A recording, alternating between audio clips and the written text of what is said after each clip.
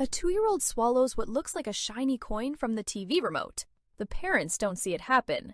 90 minutes later, she starts drooling and refuses water. By hour 4, the inside of her throat is liquefying. By hour 6, there's a hole through her esophagus. And here's the part nobody talks about. Even if doctors remove it in time, she could still die 28 days from now. I'm a doctor. Today I'll show you exactly what's happening inside her body second by second, and the one thing in your kitchen right now that could save her life.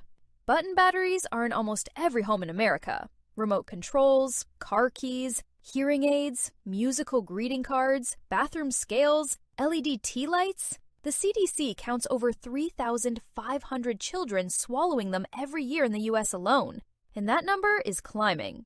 The most dangerous version, the 20mm 3-volt lithium, is now the standard. Bigger, more powerful, more lethal. And to a toddler, it looks exactly like a quarter. Here's what most people get completely wrong.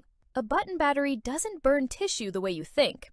It's not heat. It's not acid leaking out. It's electrochemistry. When the battery lodges in a wet, narrow space, the moist mucosa bridges the positive and negative poles.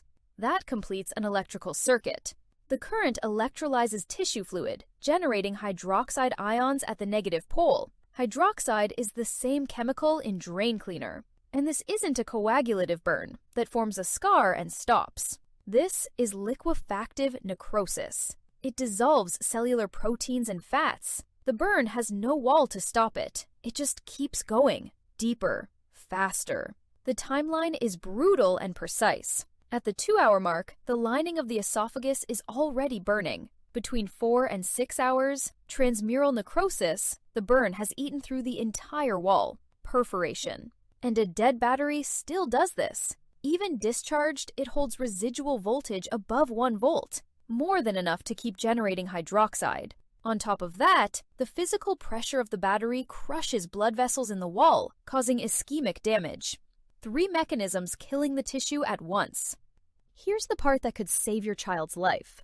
In 2018, the National Capital Poison Center and major pediatric GI societies published an updated emergency protocol.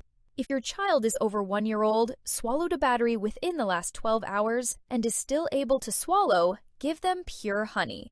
2 teaspoons every 10 minutes, up to 6 doses, on the way to the ER.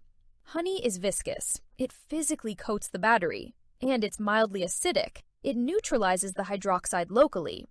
In hospitals, doctors use a prescription version called sucralfate. But never give honey to a baby under 1. Botulism risk. Never induce vomiting. Never give milk. Never wait. In the ER, they image the chest, neck, and abdomen. Radiologists look for the halo sign, a distinctive ring that distinguishes a battery from a coin. The step-off on the lateral view shows which side the negative pole is facing. That's where the burn is worst. If the battery is in the esophagus, this is a Category 1 surgical emergency. Straight to the operating room. Emergent endoscopy under general anesthesia.